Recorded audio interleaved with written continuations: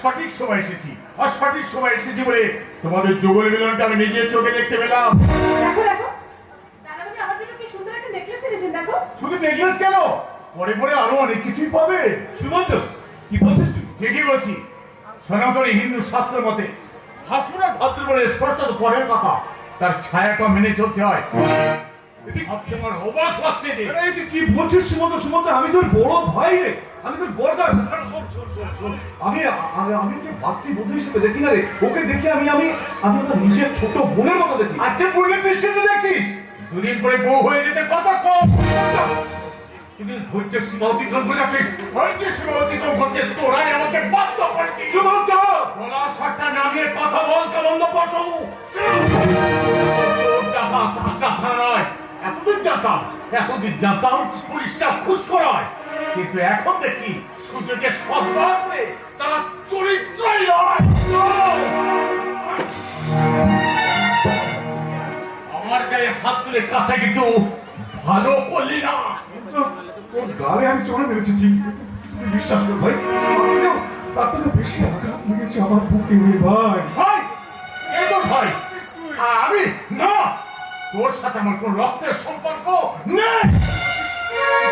কি বল তোর সাথে আমার কোনো রক্তের সম্পর্ক নেই? না নেই তো, সেটা আমার চেয়ে তোর এই পিয়ারের নাগর আরো ভালো যাবে। পারছি না সুমন্ত, তোর এই কুচ্ছিত ভাষা তুই বন্ধ কর। আমি সহ্য করতে পারছি না।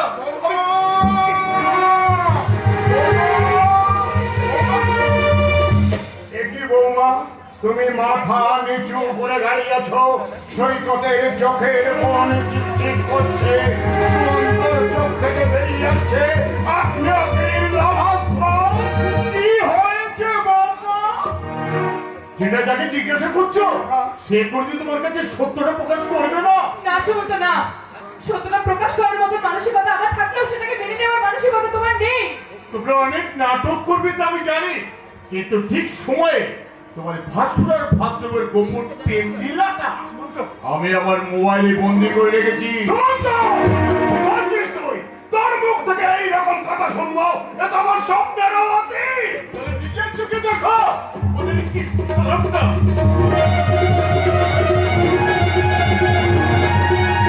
এটাই কি তোর সন্দেহের মূল কারণ, নাকি এর মধ্যে অন্য কোন ষড়যন্ত্র কাজ করছে? আমি ভাবতে পারছি না। এটাই কি সেই ছেলে যাকে আমি শিশুকাল থেকে বুক দিয়ে আগলে রেখেছিলাম?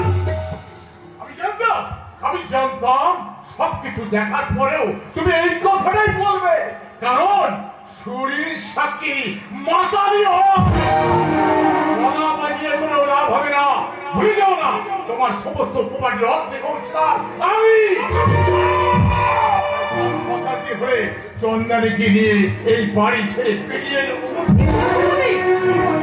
তুমি যদি আমার কথা মতো না চলো তবে আমি জানবো না, তোমার এই মুখ থেকে আর কোনো নোংরা কথা তুমি উচ্চারণ করো না। আমি কথা দিচ্ছি আমি তোমার সঙ্গে চলে যাবো কাল। আমি চাই না আমার জন্য তোমার এই পিতৃতুল্য জেঠুমণি আমার সঙ্গে তোমার কোনো বিভেদ তৈরি হোক। আমি চাই না। বিভেদ তৈরির বাকিটা কি রেখেছ? সুন্দর, তুই তো জানিস বাবা, সৈকত একটু আবেগের মানুষ, হয়তো কোনো আবেগের বসে। না বাবা, না না না না বাবা, বাবা আমি চাই না বাবা, আমি চাই না। আমার জন্য তোমাদের এই সুখের সংসারটা ভেঙে চুরমার হয়ে যায়। সুমন্ত, সুমন্ত তোমার সামনে আমাকে যা না তাই বলো, অপমান করো, এমনকি বলছে, এমনকি ও এই অপমান করে দাঁড়িয়ে বলছে আমার সাথে নাকি ওর কোনো রক্তের সম্পর্ক নেই বাবা। আমি জোর করে বলছি, যেটি বলে যদি বুকে পড়া থাকে তাহলে তোর মাথা হাতে বলতে বলতে তুই এই বংশের সন্তান।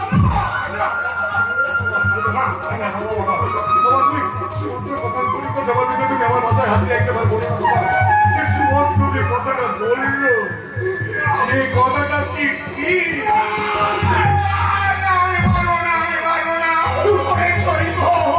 তোর মাথার দিক মিলিয়ে তোর জীবনের চরম সর্বনাশ আমি করতে পারবো না। আমার কথা বিশ্বাস হলো তো? যাও যাও ধরে ফেলে তোমার দ্বিতীয় বড় পাকা যাও উচিত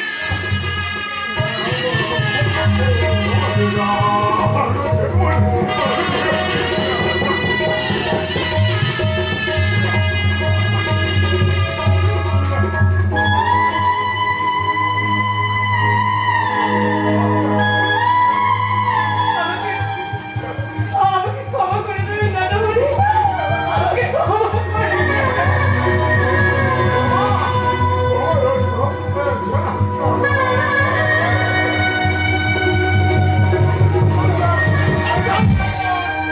একজন বেজন্মার মুখে আমার ওয়াইফের নাম দ্বিতীয়বার উচ্চারণ করবে না, কথাটা যেন